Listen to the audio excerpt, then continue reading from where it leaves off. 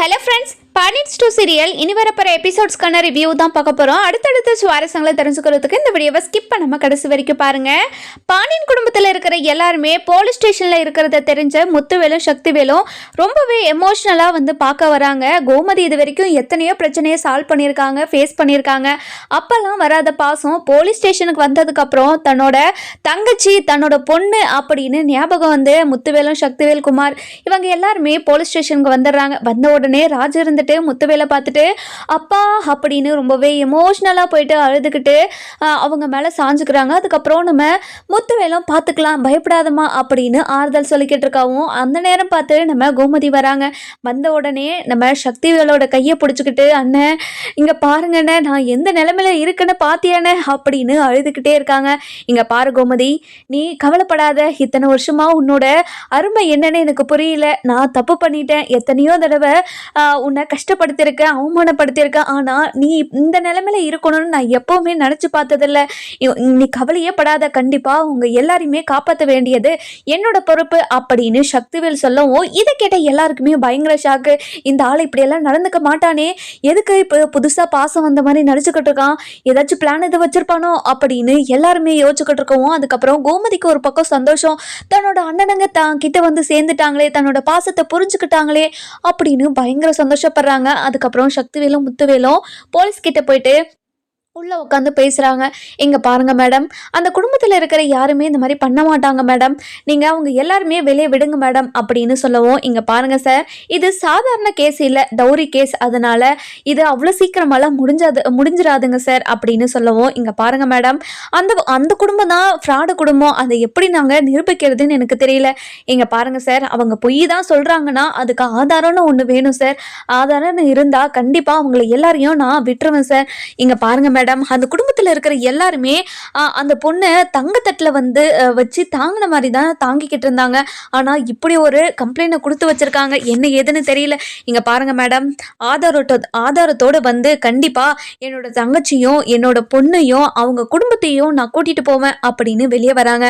அதுக்கப்புறம் சக்திவேல் இருந்துட்டு, இங்கே பாரு சக்தி, இங்கே பாருங்கண்ணே, என்னென்ன பண்ணுறது அப்படின்னு கேட்கவும், அதுக்கப்புறம் யோசிச்சுக்கிட்டே இருக்கவும் கோமதி வராங்க.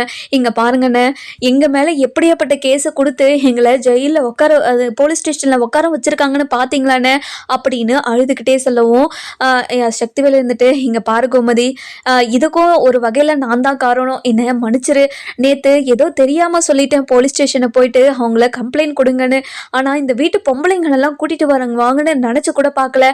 ஆனால் அந்த அம்மா ஒருத்தரை விடாம எல்லார் மேலேயும் கம்ப்ளைண்ட் கொடுத்து வச்சிருக்கு அப்படின்னு நம்ம சக்திவேல் இருந்துட்டு தான் செஞ்ச தப்பை உணர்ந்து கோமதி கிட்ட மன்னிப்பு கேட்கவும், இதை கேட்ட பாண்டியனுக்கு ஒரு மாதிரி அதிர்ச்சியா இருக்குது. இவங்க பண்ற ஒவ்வொரு காரியமும் ஒரு மாதிரி இடிய விழுற மாதிரி இருக்கு. நம்ம பாண்டியனால நம்பவே முடியல, ஒரு மாதிரி தகச்சு போய் மாதிரி நின்றுட்டு இருக்காரு. அதுக்கப்புறம் பழனி எல்லா விஷயத்தையும் தெரிஞ்சுக்கிட்டு போலீஸ் ஸ்டேஷனுக்கு ஓடி வராங்க.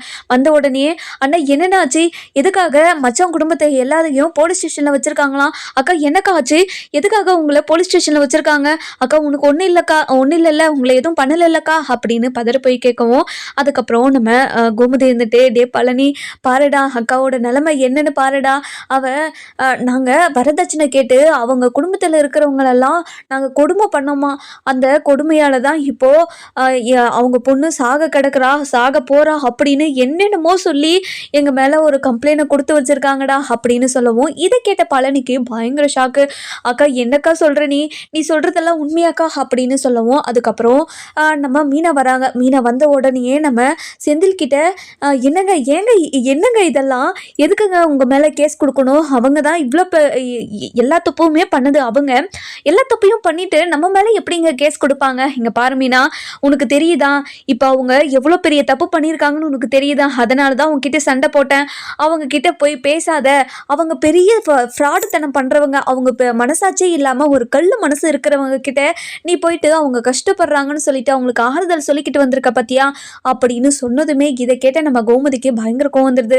செந்தில் என்னடா சொல்கிற நீ, இது மீனா அவங்க வீட்டுக்கு போயிட்டு வந்தாளா அப்படின்னு கேட்கவும், அதுக்கப்புறம் நம்ம மீனா இருந்துட்டு, இங்கே பாருங்க மயிலக்கா ரொம்ப நேரம் கால் பண்ணிக்கிட்டே இருந்தாங்க, நான் எடுக்கவே இல்லை, அதுக்கப்புறம் எடுத்து பேசிட்டதுக்கப்புறம் அவங்க அழுதுகிட்டே பேசவும், அவங்க ஏதாச்சும் பண்ணிப்பாங்களோன்னு பயந்து தான் அவங்கள பார்க்க போனேன். அங்கே போனால் அவங்க ரொம்ப மனசொடைஞ்சு போய் உக்காந்துக்கிட்டு இருந்தாங்க. அதனால தான் 2 வார்த்தை ஆறுதலாக பேசிக்கிட்டு வந்தேன்.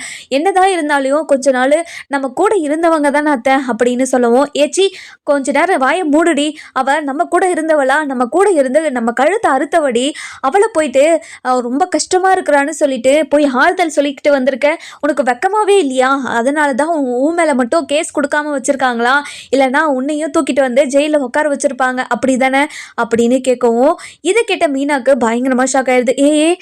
இரு அப்போது நீயும் அவளும் பிளான் பண்ணி தான் இதெல்லாம் பண்ணிக்கிட்டு இருக்கீங்களா அப்படின்னு கேட்கவும், இங்கே பாருங்கத்த, எதுக்கும் என்ன சம்மந்தம் பேசுகிறீங்க நீங்கள்? இங்கே பாருங்கத்த, நாங்கள் 2 பேரும் எதுவுமே பிளான் எல்லாம் பண்ண கிடையாது. ஏதோ எனக்கு பார்க்கணுன்னு தோணுச்சு, அதனால் போய் பார்த்துட்டு வந்தேன்.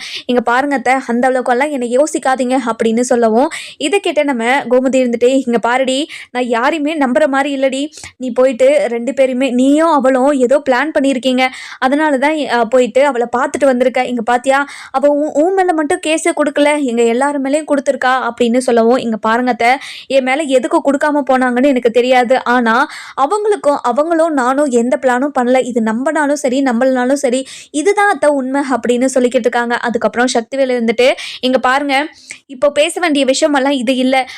அவங்க குடும்பத்துல எல்லாம் என்னென்ன பேசினாங்க, எதுக்காக உங்க மேலே இப்படியெல்லாம் கம்ப்ளைண்ட் கொடுத்துருக்காங்க, அவங்க என்னென்ன பொய் சொல்லியிருக்காங்க உங்ககிட்ட, அது எல்லாத்தையுமே என்கிட்ட சொல்லுங்க அப்படின்னு நம்ம கோமதி கிட்ட கேட்கவும், கோமதி இருந்துட்டு நடந்த விஷயத்தை எல்லாத்தையுமே சொல்லிடுறாங்க.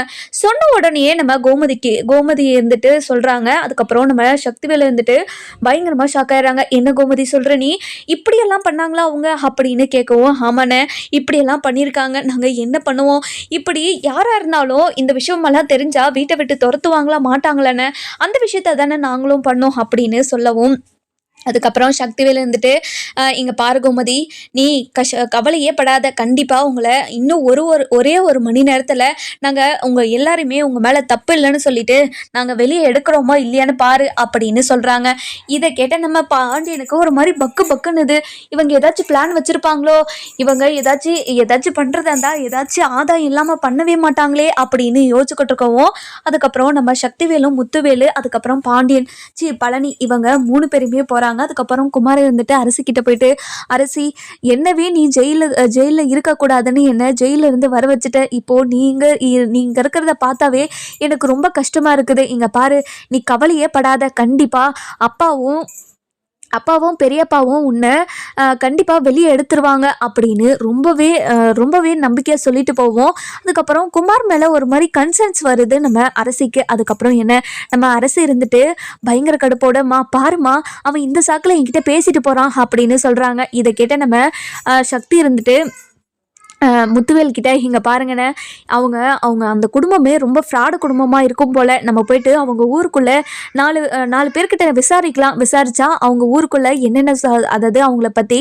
மொத்த டீட்டெயிலும் கலெக்ட் பண்ணிடலாம், நம்ம போயிட்டு அங்கே போய் கேட்டுட்டு வரலாம் வாங்க அப்படின்னு நம்ம பழனி அதுக்கப்புறம் சக்திவேலு முத்துவேலுன்னு எல்லாருமே மயிலோட ஊருக்கு போகிறாங்க. ஊருக்கு போன உடனேயே அக்கம் பக்கத்தில் இருக்கிறவங்கெல்லாம் விசாரிக்கிறாங்க. இந்த ஃபோட்டோவில் இருக்கிறவங்கள உங்களுக்கு தெரியுமா, இவங்களை பற்றி தெரிஞ்சால் சொல்கிறீங்களா அப்படின்னு எல்லாருக்கிட்டையுமே விசாரிச்சுக்கிட்டு இருக்காங்க. நம்ம பழனி ஒரு பக்கம் போயிட்டு விசாரிக்கவும், பழனி கிட்ட ஒரு ஐயா சொல்றாங்க, இங்க பாருங்க, இந்த பொண்ணுக்கு 2வது கல்யாணம் பண்ணி வச்சு அந்த 2வது கல்யாணமும் இப்போ அந்த 2வது கல்யாணம் பண்ண புருஷன் இருந்துட்டு அவளை வீட்டை விட்டு துரத்திட்டான் போல, என்ன பொய் சொன்னாலும் தெரியல அப்படின்னு சொல்றாங்க. என்னங்க சொல்றீங்க, 2வது கல்யாணமா அப்படின்னு கேட்கவும், இதை கேட்ட நம்ம பழனிக்கு பயங்கரமாக ஷாக் ஆகிடுது. நீங்கள் சொல்கிறது எனக்கு ஒன்றுமே புரிய மாட்டேங்குதே, நீங்கள் என்ன சொல்கிறீங்க, மயிலுக்கு 2வது கல்யாணம் நடந்துச்சா அப்படின்னு கேட்குறாங்க. ஆமாங்க, கல்யாணம் பண்ணும்போது அவங்க ஒரு கல்யாணம் பண்ணியிருக்காங்க. அந்த கல்யாணத்தில் அந்த மாப்பிள்ளைக்கு விருப்பமே இல்லை போல், விருப்பமே இல்லாமல் கல்யாணம் பண்ணி வச்சுருக்காங்க. ஆனால் கல்யாணம் பண்ண அந்த நைட்டே அவன் காதலிச்ச பொண்ணோடு ஓடி போயிட்டான். அதுக்கப்புறம் அந்த பொண்ணுக்கு யாருமே வாழ்க்கை கொடுக்க மாட்டேன்னு சொல்லிட்டாங்க. அவங்க எத்தனையோ ஊரில் போயிட்டு மாப்பிள்ளையை தேடி பார்த்தாங்க. ஆனால் அந்த பொண்ணுக்கு கல்யாணமே நடக்கலை. இப்போ தான் யாரையும் ஏமாற்றி 2வது கல்யாணம் பண்ணி வச்சுருக்காங்க. ஆனால் ஏதோ பொய் சொல்லி தான் கல்யாணம் பண்ணி வச்சுருக்காங்க. ஆனால் அந்த கல்யாணத்துலேயும் ஏதோ பிரச்சனை வந்து அந்த பொண்ணு வீட்டில் தான் இருக்குது தம்பி அப்படின்னு சொல்லிடுறாங்க. இதை கேட்ட பழனிக்கு பயங்கரமாக ஷாக் ஆயிடுது. இன்னொரு இடத்துக்கு போய் இப்போ கேட்குறாங்க. அதாவது முத்துவேலும் சக்திவேலும் இன்னொரு பக்கம் போயிருக்காங்க இல்லையா, அவங்க கிட்ட நகை விஷயத்தை பற்றி தெரியுது அவங்களுக்கு. இங்கே பாருங்க ஐயா, அவங்க ஏகப்பட்ட பொய் சொல்லி தான் இந்த கல்யாணத்தை பண்ணாங்க. அது மட்டும் இல்லாம இந்த ஊர் உலகத்துல கடை வாங்காத இடமே கிடையாது. இன்னும் ஹவுஸ் ஓனருக்கு கூட அவங்க வாடகை கொடுக்காம தான் வச்சிருக்காங்க. அதுக்கப்புறம் என்ன, அவங்க என்னென்ன பொய் சொல்லியிருக்காங்கன்னு உங்களுக்கு தெரியுமா அப்படின்னு கேட்கவும், என்னம்மா சொல்லியிருக்காங்க அப்படின்னு ஒரு அம்மா எல்லா விஷயத்தையும் சொல்லியிருக்காங்க. இங்க பாருங்க, அவங்க வயசு விஷயத்துல இருந்து நகை விஷயமா, என்ன நகை விஷயம் அப்படின்னு சொல்லிட்டு கேட்கவும், அவங்க 80 பவுன் நகை போடுறேன்னு சொல்லிட்டு 7-8 பவுனு தான் போட்டிருக்காங்க. மீதி எல்லாமே கவரிங். அந்த வீட்டில் இருக்கிறவங்க எல்லாம் எவ்வளோ முட்டாளா இருந்தா அந்த கவரிங், அதாவது நகையெல்லாம் கவரிங்கா தங்கமானு கூட தெரியாம இப்போ வரைக்கும் வச்சிருப்பாங்க அப்படின்னு சக்திவேல் கிட்டும் முத்துவேல் கிட்ட சொல்லவும், இதை கேட்ட நம்ம சக்திவேலுக்கும் முத்துவேலுக்கும் பயங்கர ஷாக்கு. என்னமா சொல்ற அப்படின்னு சொல்லி பயங்கர ஷாக்கு. இன்னொரு பக்கம் பார்த்தீங்கன்னா நம்ம பழனி இருந்துட்டு, இங்க பாருங்க ஐயா, அதுக்கு ஆதாரம் ஏதாச்சும் இருக்குதுங்களா ஐயா அப்படின்னு கேட்கவும், என்கிட்ட ஒரு ஃபோட்டோ இருக்குது, ஆனால் நான் தான் கொடுத்தேன்னு நீங்கள் யார்கிட்டையுமே சொல்லக்கூடாது. நான் தான் கொடுத்தேன்னு சொன்னால் கண்டிப்பாக என்ன அந்த அம்மா சும்மாவே விடாது. சும்மாவே எல்லாருக்கிட்டேயும் சண்டைக்கு போகும். நான் தான் இந்த ஃபோட்டோவை கொடுத்தேன்னு தெரிஞ்சிச்சுன்னா கண்டிப்பாக என்ன சும்மாவே விடாது. அது போட்டு வறுத்து எடுத்துடும் அப்படின்னு சொல்கிறாங்க. இங்கே பாருங்க ஐயா, நீங்கள் கவலையே படாதீங்க, கண்டிப்பாக உங்கள் பேர் வெளியே வரவே வராது அப்படின்னு சொல்லி கேட்குறாங்க. அதுக்கப்புறம் அந்த ஃபோட்டோவையும் வாங்கிட்டு வந்துடுறாங்க. வாங்கிட்டு வந்த உடனே நம்ம பழனி இருந்துட்டு முத்துவேல்கிட்டையும் சக்திவேல்கிட்டையும், இங்கே பாருங்கண்ணே, எனக்கு ஒரு முக்கியமான விஷயம் அவங்கள பற்றி தெரிஞ்சிருக்கு. மயிலுக்கு 2வது கல்யாணம் தான் இது. 2வது கல்யாணமா? அப்போ கல்யாணத்தில் அதாவது கல்யாணம் பண்ணி வந்த பையன் இருந்துட்டு கல்யாணமும் பண்ணிக்கிட்டானா. ஆனால் கல்யாணம் பண்ணிக்கிட்ட நைட்டே அந்த பையன் இருந்துட்டு காதலிச்ச பொண்ணோட ஓடி போயிட்டு இருக்கான். அதுக்கப்புறம் இந்த மயிலுக்கு ரொம்ப நாளாக கல்யாணம் நடக்காமே இருந்துச்சான். எத்தனையோ ஊரில் போய் கேட்டு பார்த்தாங்களாம், யாருமே கல்யாணம் பண்ணிக்க மாட்டான்னு சொல்லிட்டாங்களாம். கடைசியாக இந்த ஊருக்கு வந்து இவ்வளோ பொய்ய சொல்லி என் மாப்பிள்ளை தலையில் கட்டி வச்சிருக்காங்க. இதெல்லாம் சொன்னாவே கண்டிப்பாக போலீஸ் ஸ்டேஷனில் நம்ம எல்லாருமே விட்டுருவாங்கண்ணே அப்படின்னு சொல்லவும், இதை கேட்ட நம்ம முத்துவேலும் சக்திவேலும், இங்கே பாருடா பழனி, எங்களுக்கும் ஒரு விஷயம் கிடைச்சிருக்கு. என்ன விஷயம் தெரியுமா? நகை 80 பவுன் நகை போடுறேன்னு சொல்லி கல்யாணம் பண்ணிட்டு போனாலாமே அவன். ஆமாண்ணே, 80 பவுன் நகை தான் போட்டாங்க அப்படின்னு சொல்லவும், இங்கே பாருடா பழனி, அது 80 பவுன் நகை கிடையாது, 8 பவுனு நகை. 8 பவுனோ 7 பவுனோ தான் அது வந்து தங்கமா. மீதி எல்லாமே கவரிங்கா. அந்த கவரிங் நகையை வச்சு தான் உங்கள் வீட்டில் பொழப்ப ஓட்டிட்டு இருந்திருக்கான். அது கூட தெரியாமல் இவ்வளோ முட்டாள இருந்திருக்கீங்க நீங்க அப்படின்னு சொல்லவும், இதை கேட்ட பழனிக்கு பயங்கர ஷாக்கு. அதுக்கப்புறம் சரிடா, இப்போ நம்ம அப்புறமா பேசிக்கலாம், நம்ம போயிட்டு இந்த ஆதாரத்தெல்லாம் கொடுத்துட்டு நம்ம அதாவது கோமதி குடும்பத்தில் இருக்கிறவங்க எல்லாருமே வெளியே கொண்டு வரலாம் அப்படின்னு சொல்லிக்கிட்டு இருக்காங்க. அதுக்கப்புறம் இன்னொரு பக்கம் பார்த்தீங்கன்னா நம்ம மயிலுக்கிட்ட பெட்டிஷன் வாங்குறதுக்காக போலீஸ் எல்லாம் அதாவது மயில் வீட்டுக்கு வந்துக்கிட்டு இருக்காங்க.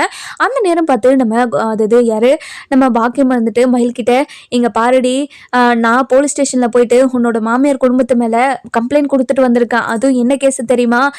உன்னை வரதட்சணை கேட்டு கொடுமை பண்ணுற கேஸு. இங்கே பாரு, நான் சொன்னதெல்லாம் உண்மைன்னு சொல்லிட்டு அந்த போலீஸ்கிட்ட சொல்கிற, அப்படி சொன்னாதான் நீ என்னோட பொண்ணு, இல்லைனா என்னோட பொண்ணு இல்லவே இல்லை அப்படின்னு சொல்லிடுறாங்க.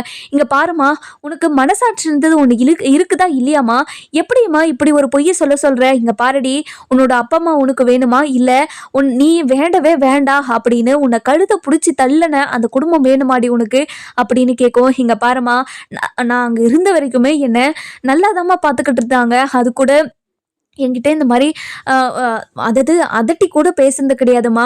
இந்த நகை விஷயம், வயசு விஷயம், எல்லா விஷயமும் தெரிஞ்சதுனால தான் என்னை வீட்டை விட்டே துரத்திருக்காங்க. நம்ம மேலே எல்லா தப்பையும் வச்சுக்கிட்டு அவங்க மேலே தப்பு இருக்குன்னு எப்படிம்மா நீ சொன்ன? இங்கே பாருடி, உன்னோட வாழ்க்கையை காப்பாற்றுறதுக்கு எனக்கு வேறு வழியே தெரியல. நீ இந்த மாதிரியே பேசிக்கிட்டு இருந்த, உன்னோட வாழ்க்கை அவ்வளோதான், அப்புறமா காலம் முழுக்க ஏன் கூட தான் இருக்கணும், பரவாயில்லையா அப்படின்னு கேட்கவும், இங்கே பாருங்கம்மா, அதுக்காக இப்படி ஒரு பொய்யை சொல்லி திரும்ப அந்த வாழ்க்கைக்குள்ளே போகணும்னு எனக்கு அவசியமே கிடையாதுமா.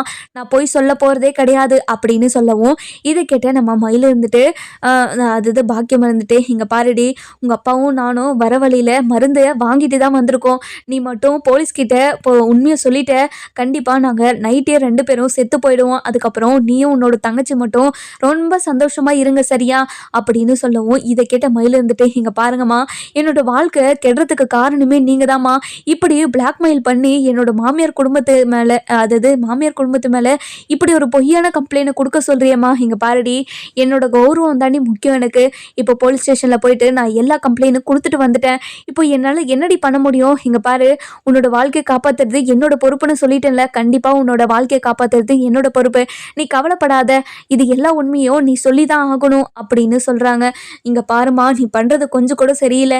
பொய் சொல்லி இப்படி ஒரு வாழ்க்கை அமைச்சுக்க வேண்டாம்னு தானே எல்லா உண்மையும் தெரிஞ்சதுக்கு அப்புறம் நானா எல்லா உண்மையும் சொல்லலாம்னு நினைச்சேன். ஆனா நீ எதுவுமே என்ன சொல்ல விட மாட்டேங்கிறியம்மா. இந்த மாதிரிலாம் பண்ணாதம்மா, இது ரொம்ப தப்புமா. அப்புறமா இது எல்லா உண்மையும் போலீஸுக்கு தெரிஞ்சா என்ன நடக்கணும் உனக்கு தெரியுமா? கண்டிப்பா 4-5 வருஷத்துக்கு நம்மளை உள்ள போட்டு கழுத்தின வச்சிருவாங்கம்மா. அதுக்கப்புறம் போலீஸ் அதாவது ஜெயிலுக்கு போயிட்டு கழுத்தின ஆசைப்படுறியா நீ அப்படின்னு கேட்கவும், இங்க பாருடி, அதெல்லாம் கண்டிப்பா நடக்காது. நீ மட்டும் உண்மையை சொல்லாம இருந்தா உண்மையை சொல்லாம இருந்தா கண்டிப்பா எதுவுமே நடக்காது. எல்லாமே உன்னோட கையில தான் இருக்குது அப்படின்னு சொல்லவும், இதை கேட்ட நம்ம அதாவது பாக்கியம் இருந்துட்டு, இங்கே பாருடி, நான் சொல்கிறத தான் கேட்கணும். அதுக்கப்புறம் மாணிக்கம் இருந்துட்டு, இங்கே பாருமா, நம்ம உன்னோட அப்பா அம்மா உனக்கு வேணும்னா இப்போ அம்மா சொல்கிறத நீ கேட்டு தான் ஆகணுமா. இன்னும் கொஞ்ச நேரத்தில் போலீஸ்க்கு வீட்டுக்கு வந்துடுவாங்க. வீட்டுக்கு வந்த உடனே நீ கொஞ்சம் மனநிலை பாதித்த மாதிரி நடிக்கணும். அது மட்டும் இல்லாமல் நீ எங்கள் பேச்சை கேட்கவே கூடாது. நாங்கள் உங்களை அடக்கிற மாதிரி அடக்குறோம். ஆனால் நீ எங்கள் பேச்சை கேட்காம உன் இஷ்டத்துக்கு, அதாவது உன்னையும் மீறி எதையோ பண்ணுற மாதிரி பண்ணிக்கிட்டு இருக்கணுமா அப்படின்னு மாணிக்கம் சொல்லவும், ஆமாடி, நான் உன்கிட்ட இதை சொல்ல மறந்துட்டேன். நீ மனநிலை பாதிக்கப்பட்ட மாதிரி ஆயிட்டேன்னு சொல்லிட்டு போலீஸ் ஸ்டேஷனில் உன்னை பற்றி நான் சொல்லிட்டு வந்திருக்கேன். அதனால நீ அதே மாதிரி நடிச்சிருமா. உனக்கு வெக்கமாவே இல்லையாம்மா? எப்படிம்மா இப்படியெல்லாம் உன்னால் பொய் சொல்ல முடியாது? இங்கே பாருமா, என்னாலலாம் பொய் சொல்ல முடியாதுமா. என்ன நடந்தாலும் போலீஸ் வந்தால் கண்டிப்பாக எல்லா உண்மையும் சொல்ல தான் போகிறேன் நான். இங்கே பாருடி, நான் மட்டும் பொய் சொல்கிறேன்னு மட்டும் நினச்சிக்காத. இங்கே பாரு, மருந்து தான் எடுத்துகிட்டு வந்திருக்கேன். இந்த மருந்தை நாங்கள் குடித்தோம்னா இன்னைக்கு நைட்டே போய் சேர்ந்துருவோம். அதுக்கப்புறம் நீங்கள் 2 பேர் மட்டும் ஜாலியாக உட்காந்து உங்களுக்கு பிடிச்ச மாதிரி இருந்துக்கோங்க அப்படின்னு சொல்லவும், இதை கேட்ட நம்ம மயில் இருந்துட்டு தலையில் அடிச்சுக்கிட்டு அழுதுகிட்டு இருக்காங்க. ஐயோ கடவுளே, எனக்கு இப்படி ஒரு அப்பா அம்மாவை கொடுத்துட்டியே அப்படின்னு அழுதுகிட்டு இருக்காங்க. அந்த நேரம் பார்த்து போலீஸும் வந்துடுறாங்க. வந்த உடனேமா, வீட்டில் யாருமா இருக்கிறது அப்படின்னு கூப்பிடவும், அதுக்கப்புறம் நம்ம பாக்கியம் இருந்துட்டு, இங்கே பாருடி, வந்துட்டாங்க. நீ மட்டும் உண்மையை சொல்லன, கண்டிப்பாக நாங்கள் எங்கேயே தூக்கு போட்டோ இல்லை மருந்தை குடிச்சோ செத்து போயிடுவோம், தெரிஞ்சுக்கோ அப்படின்னு வெளியே போகிறாங்க. வெளியே போன உடனே, வாங்க மேடம் வாங்க, என்னோட பொண்ணை என்னால் அடக்கவே முடியல, நீங்களாச்சும் வந்தீங்களே, வாங்க மேடம் வாங்க அப்படின்னு அழுதுகிட்டே ஒரு மாதிரி நாடகத்தை நடிச்சுக்கிட்டே கிளம்பிடுறாங்க. அதுக்கப்புறம் என்ன, போன உடனே மயில்கிட்ட நடந்த விஷயத்தெல்லாம் கேட்குறாங்க. இங்கே பாருமா, உங்கள் அம்மா உங்கள் மாமியார் வீட்டாங்க ஆளுங்கள உன் மேலே வரதட்சணை கொடுமை பண்ணுறாங்களாமே, அது உண்மையா அப்படின்னு கேட்கவும், அதுக்கப்புறம் நம்ம யார் நம்ம மயில் வந்துட்டு அமைதியாகவே இருக்காங்க. அமைதியாக இருக்கிறத பார்த்த நம்ம அதாவது போலீஸ் இருந்துட்டு, இங்கே பாருமா, என்ன இருந்தாலும் சொல்லு, கண்டிப்பாக நாங்கள் உங்களுக்கு உதவி பண்ணுவோம், நீங்கள் கவலைப்படாதீங்க அப்படின்னு போலீஸ் இருந்துகிட்டே கேட்டுகிட்டே இருக்காங்க. அதுக்கப்புறம் நம்ம மயிலும் ஆமாங்க மேடம் அப்படின்னு சொல்லிடுறாங்க. சொன்ன உடனே நம்ம பாக்கியத்துக்கு அப்போ தான் உசுரே வருது. இன்னொரு பக்கம் பார்த்தீங்கன்னா, நம்ம முத்துவேலு, சக்திவேலு, பழனி இவங்க 3 பேருமே பயங்கர சந்தோஷத்தோட போலீஸ் ஸ்டேஷனுக்கு வராங்க. இங்கே பெட்டிஷன் எழுதி கம்ப்ளைண்டாக எழுதி வாங்கிட்டு இவங்களும் வந்துக்கிட்டு இருக்காங்க. அதாவது பாக்கியம், மாணிக்கம், போலீஸு இவங்க எல்லாருமே வந்திருக்கவும், அதாவது போலீஸ் ஸ்டேஷனில் நிற்கவும் கரெக்டாக இருக்குது. அதுக்கப்புறம் போலீஸ் ஸ்டேஷனும் வந்துடுறாங்க. வந்த உடனே நம்ம மாணிக்கம் இருந்துட்டு பயங்கர கோவத்தோட அழுகையோடையும் நடிச்சுக்கிட்டு உள்ளே வராங்க. உள்ளே வந்த உடனே அதாவது போலீஸ் வரதை பார்த்த நம்ம சரவணன் இருந்துட்டு, இங்கே பாருங்கள் மேடம், நீங்கள் இந்த பெட்டிஷன் வாங்கிட்டு வரேன்னு சொல்லிட்டு போனீங்க, ரொம்ப நாளாச்சு மேடம், வீட்டு பொம்பளைங்கள்லாம் இங்கே வேண்டாம் மேடம், அவங்கள அனுப்பி வச்சிருங்க, நான் தானே அவளோட புருஷன், என்கிட்ட கேளுங்க, எதுவாக இருந்தாலும் நான் உங்களுக்கு பதில் சொல்கிறேன். ஆனால் இப்படி வீட்டில் இருக்கிறவங்களெல்லாம் கஷ்டப்படுறத என்னால் பார்த்துக்கிட்டு இருக்க முடியல மேடம். நீங்கள் எப்படியாவது என்னோட வீட்டில் இருக்கிற அம்மா, என்னோட தங்கச்சி ராஜி, அதுக்கப்புறம் இது மீனா, இவங்க எல்லாரையுமே விட்டுருங்க மேடம். எதுக்காக மேடம் இப்படி கஷ்டப்படுத்திக்கிட்டு இருக்கீங்க அப்படின்னு நம்ம மயிலை அதாவது யார் சரவணன் வந்துட்டு போலீஸ்கிட்ட சொல்லவும், இங்கே பாருங்கள் சார், எல்லாரும் மேலேயும் தானே கம்ப்ளைண்ட் கொடுத்துருக்காங்க, விசாரணை முடிஞ்ச உடனே கண்டிப்பாக நாங்கள் அனுப்பி விட்டுருவோம். எதுக்காக நீங்கள் அவசரப்பட்டுக்கிட்டு இருக்கீங்க? எல்லாத்துக்குமே அவசரப்படுவீங்களா? நீங்கள் கொஞ்ச நேரம் அமைதியாக இருங்க, எங்களுக்கு ஒரே வேலை தான் நடிச்சுக்கிட்டு இருக்கீங்க, எங்களுக்கு 1008 வேலை இருக்குது. இங்கே பாருங்கள் மேடம், உங்கள் வேலையெல்லாம் முடிச்சுட்டு எங்களை அரெஸ்ட் பண்ண வேண்டியது தானே, எதுக்காக நீங்கள் அரெஸ்ட் பண்ணி கூட்டிகிட்டு வந்தீங்க? விசாரிக்கிறதுக்காக தானே அரெஸ்ட் பண்ணி கூட்டிகிட்டு வந்தீங்க. இப்போ விசாரிக்க வேண்டியது தானே மேடம், நீங்கள் பாட்டுக்கு கூட்டிகிட்டு வந்து விட்டுட்டீங்க. காலையில் கூட்டிகிட்டு வந்து விட்டது இப்போ எவ்வளோ நேரம் ஆகுதுன்னு பார்த்தீங்களா? எங்களை இங்கே வச்சுக்கோங்க மேடம், நாங்கள் எதுவுமே சொல்லலை. ஆனால் எங்கள் வீட்டு பொம்பளைங்களை நீங்கள் எதுக்காக நீங்கள் இப்படி இவ்வளோ கஷ்டப்படுத்தீங்கன்னு எனக்கு ஒன்றும் புரிய மாட்டேங்குது அப்படின்னு சொல்லவும், இதை கேட்டு நம்ம பாக்கியம் இருந்துட்டு, எங்க பாருங்க தம்பி, நீங்கள் உங்கள் வீட்டில் இருக்கிற எல்லாரும் தானே என்னோட பொண்ணை அடித்து துன்புறுத்துனீங்க. அப்போது எல்லாரும் தானே இங்கே இருக்கணும். இப்போது என்னோட பொண்ணு அதாவது நீங்கள் மட்டும் எப்படி இருந்தா தப்பு பண்ணவங்க எல்லாருமே தண்டனை அனுபவிச்சு தானே ஆகணும் அப்படின்னு சொல்லவும், இதை கேட்ட நம்ம சரவணனுக்கு பயங்கர கோவம் வந்துடுது.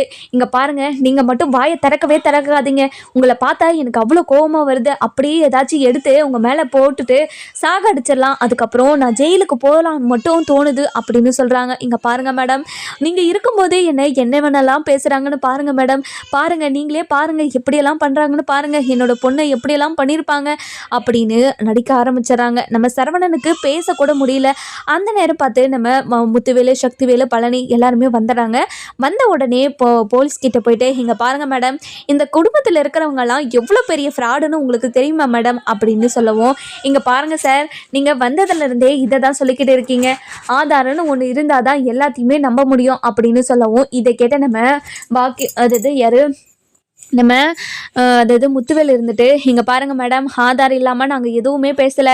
இவங்க அக்கம் பக்கத்தில் போயிட்டு நாங்கள் விசாரித்தோம். அவங்க சொன்னதை வச்சு தான் சொல்கிறோம். இன்னும் 5-6 மாதமாக இவங்க வீட்டு வாடகையை கூட கொடுக்கலையா. வீட்டு பக்கத்தில் அக்கத்தில் அந்த ஊரில் கடை வாங்காத இடமே கிடையாதான்.